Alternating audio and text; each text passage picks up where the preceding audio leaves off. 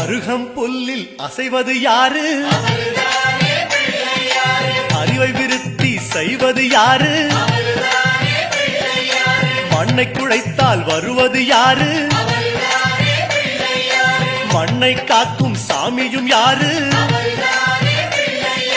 வெள்ளையருக்கில் உள்ளது யாரு? வெற்றி கொடுக்கும் நாயகன் யாரு? முன்னே வந்த சாமியும் யாரு? அவரும் வாழ்வது எங்கே கூறு?